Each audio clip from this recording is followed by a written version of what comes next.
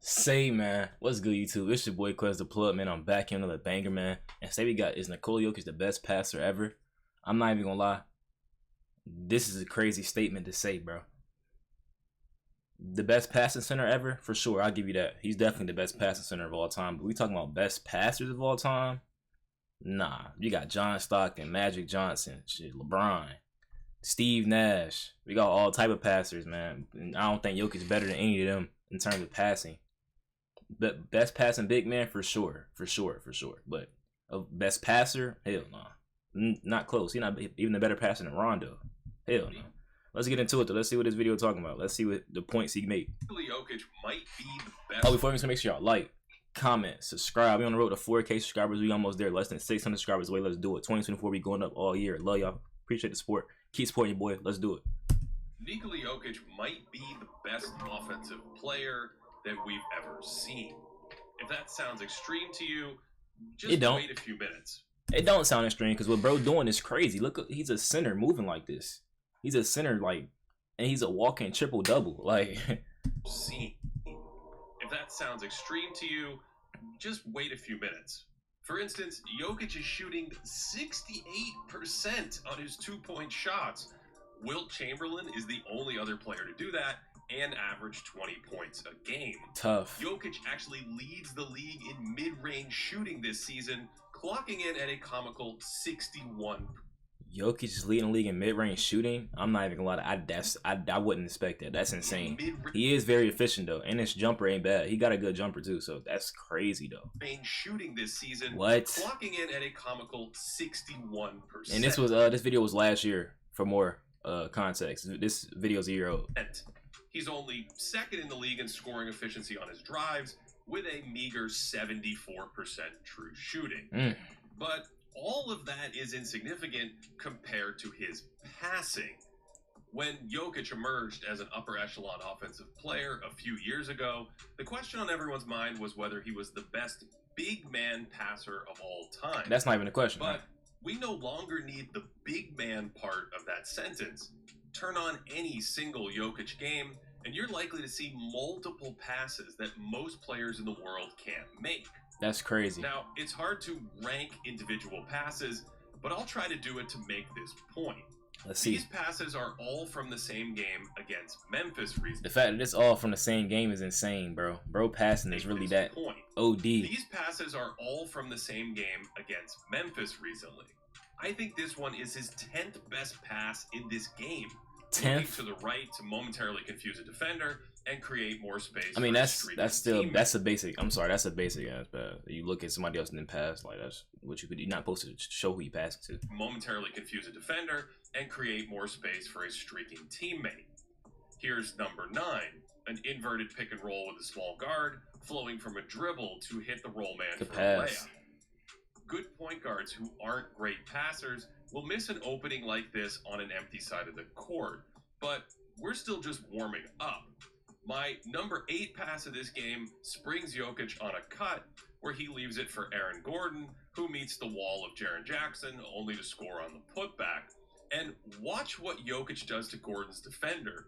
He's sealing him off nicely, but Jokic hangs in the air and mimics throwing a two-handed pass to the corner only to let the ball go. That's OD. That's OD. He had like he was throwing into the corner. Oh my god. Mimics throwing a two-handed pass to the corner. That's tough. Only to let the ball go and drop it off to Gordon. Since we're starting to have fun, number 7 is some more puppeteering, looking straight ahead. So this defender is worried about that roll pass we just saw, only to whip it to the corner instead. This kind of look away while intending to hit a corner shooter is reserved for some of the best passers in the sport. Although Jokic is I don't think he's better. I don't think Jokic is a better passer than Brian. I mean, Luka, he might be a better passer than Luka, but Brian, no, I don't think so. This kind of look away. It's just the fact he's doing this as a center. That's why it's crazy because he's a center. He's definitely the best passing big man of all time. There's no argument with that. There's no argument for sure. But we talking about guards and forwards and all that, bro. Nah, he's probably top 10, top 5. He might be top 10, but nah. Tending to hit a corner shooter is reserved for some of the best passers in the sport. Although Jokic's accuracy was a touch off on that one, so number 6 is just a better version of that pass, whipping a curveball to the side pocket, and the ball is almost all the way to the receiver before Brandon Clark even reacts, which unlocks the show and go and turns it into a laser dunk. Number 5 would be one of the best passes of the year for most NBA players. A 40-foot blended dribble bounce pass into a window that basically looked. He just said that would be the best pass of the year for anybody else. I'm not even going. Come on, bro. You're glazing right now. You're glazing. Blended dribble bounce pass. That was a great pass, but come on, bro. There's so many good players in the league making that read, bro. Pass into a window that basically looked covered. My goodness. Dribble bounce pass didn't really look covered. Nobody, no defender had any sense of urgency. Like, they didn't even, what? Into a window that basically looked tighter cover, and this filthy arrow that's tough. His side quiver, and John Morant is all over this Bruce Brown cut, and it doesn't even. Thing is, though, I'm not gonna say this is definitely a hard pass, but with these type of passes, the defender's not even looking, so it's kind of easier to slip that pass through, that type of bounce pass. Because the defender, he's looking way too late. Because of Jokic's Luke Skywalker accuracy. But that's a great pass. His third best pass of the game was even more accurate, speeding baseline to force a double and side-arming it so this defender nor this defender can get to it, and that gets Gordon free throws. And watch Jokic change the angle of his arm so Clark can't deflect it while oh, yeah, he definitely wrapped it around him and so throwing it to where only Gordon could catch it. Even though he almost threw a TO, he ain't mean to throw it that far out. But hey, I'm not even lying. That was a good deception. He definitely deceptive with his passes. I'll say that, bro. He's very deceptive. Also throwing it to where only Gordon could catch it. Nonsense. His second best pass to me, remember, this is all from one game, is the old drive left, turn and hit the cutter when the double team comes with the over-the-head no-look bullet that's right on the money. It's a good pass. Him and Aaron Gordon connection is crazy, bro. You see down there all these passes to Aaron Gordon. The head no-look bullet that's right on the money. And what's number 1, you ask? Oh my God. Oh my God. 1, you ask? That's like instinct, bro.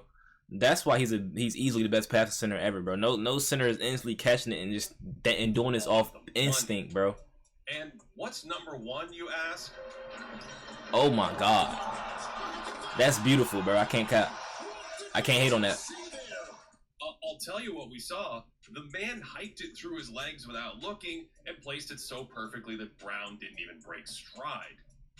One thing we actually didn't see in that game was a great touch pass, where Jokic. That's that Larry Bird. He got that from Larry Bird. That touch pass, we actually tap didn't pass. See in that game was a great touch pass, where Jokic barely possesses the ball before pinging it along to a teammate, because he has the spidey sense to read the future and the peripheral vision to spot the smallest shifts on the floor, then pass before anyone knew what happened. All of these gifts can create the impossible, a one-handed missile through 3 defenders that requires pinpoint accuracy, speed, and audacity. And it all started before he caught the ball, when a teammate found a microscopic pocket in the defense, so Jokic could add. Oh my God! It's just the fact that a lot of players, don't even got the confidence to make those type of passes. That's what makes passers like Jokic and them so good, like LeBron, Jokic, Magic, all them, because they will make that pass. They're not scared to put it in a tight window, bro. Like, look at how tight this is, bro. It's literally like 4 people in the paint right now, and as soon as he catch it, he see it, he still can get it there instantly. So you throw it right there. A lot of players are scared to make that pass. A lot of players, they see these type of opens, but they don't have the confidence in their ability to make this pass. Add to his greatest hits. Or they scared to get a turnover. A few years ago, when discussing LeBron James, one of the best passers in NBA history himself, I laid out some key tools for mastering passing. Things like speed of delivery, anticipation, and manipulation. My God. Magic Johnson had all of these gifts in spades. So did Larry Bird, where Facts. it felt like he could see the future at times. But Jokic is right there too. He knows where everyone is, thinks a step ahead, and has the height and dexterity to deliver the ball. Perhaps the most underappreciated part of his playmaking is the way he alters his delivery angles to bend passes around Oh my God. defenders. Like, that pass was sexy. Angles to bend passes around defenders.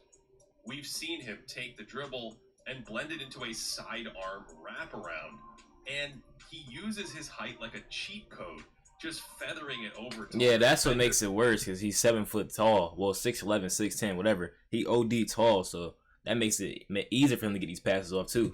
He uses his height like a cheat code, just feathering it over taller defenders in ways most players couldn't even dream of. His hand-eye coordination is so absurd that he can alter his delivery mid-pass, going under and around a defender because they threw up their hands. Damn. On this one, he audibles against 2 defenders and slips it sideways to a cutting Brown, and he's an expert at disguising his passes, turning a left-handed dribble on the fast break into the pass itself. Joker's favorite sleight of hand is probably the shot pass, where he goes through the shooting motion so defenders get ready to rebound, only to pass it off to a teammate. This pairs naturally with his height, because he can freeze defenders. Yeah, and bro shoot like so weird, so you trying to contest that shot, and bro just throw a pass out of it, creating a passing angle over the top. Perhaps the quintessential Jokic pass is the simplest. He just hits cutters when it doesn't seem like they're open. Off of this miss, Brown's defender is running stride for stride with him, but Jokic sees a layup and throws it anyway. That's what I'm saying. It's that confidence to throw these passes, bro. That's what makes him so. He don't care about a turnover. He gonna throw that pass, bro. With him, but Jokic sees a layup and throws it anyway. This isn't just about these horizontal windows either, but the vertical ones too. The Pelicans have this play defended perfectly, at least in theory. Jokic knows Zion Williamson is helping toward him, which leaves a 5'9" defender to slide down and cover Gordon, so Joker throws it to where only Aaron can catch it. This vertical passing dimension is something older generations couldn't really access, since lobs weren't really a part of a more congested game back then. This makes cross-generational comparisons somewhat tricky because the passing chances in each era were a little different, and comparing passers is hard anyway because it's difficult to know when scoring stops and when passing starts, since great players use the threat of their scoring to create new passing chances. Steve Nash might be the best example of this in NBA history, carving out passes from thin air by dribbling around in traffic. Nash's constant probing and absurdly quick trigger might have made him the most voluminous great passer ever, slinging so many absurd completions every game that it was almost taken for granted. Steve Nash was OC. Oh my God. If Nash is a dark horse contender for the GOAT passer, Magic probably holds the unofficial title for most fans. He picked teams apart in transition with his pace and flair, but he was also deadly in the half court, using speed and creativity to puncture defenses. Bird might have been the most valuable outlet passer of all time, and the best passer ever on the move. Two pretty big cards to hold in this showdown. And even someone like Jason Kidd uncorked madness on a regular basis. Oh my God. But Jokic is right there with all of them. He makes just about every type of pass in the book, and he moves defenders around with his head positioning and the mere glance of an eye. No player in the league right now has a higher on-court offensive rating than Joker. Denver scores an incredible 125 points per 100 with him out there, but their offensive rating drops to just 104 when he's on the bench. My God. Which is 270th out of 271 qualifying players. That is OD, Jokic. Largely because his passing creates that much value for his team. An incredible 57% of Jokic's assists this year have gone for layups, whereas Tyrese Halliburton, the league leader in assists per game, sees just 39% of his dimes end at the rim. Oh, and one more thing. Jokic's passes in this video are from this season only, a mere 27 games of basketball. Damn. That's all it takes for him to generate a highlight reel that can compete with just about anyone to ever lace them up. So, yeah, his passing makes him one of the best offensive players I've ever seen. I don't know if he's definitively better than Magic or Nash or any of the other GOAT contenders, but I do know that he should be one of the first names included in that conversation because Nikola Jokic might just be the best passer that the sport has ever seen. I'd definitely say he definitely a top 5 to 10 passer ever.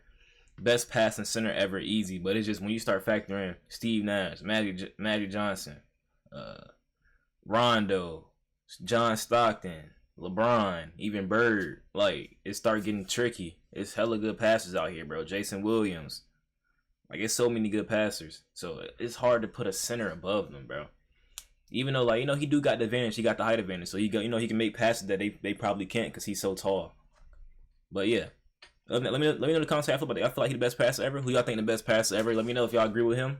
Let me know in the comments, man. Like, comment, subscribe. We on that road to 4K, man. We out.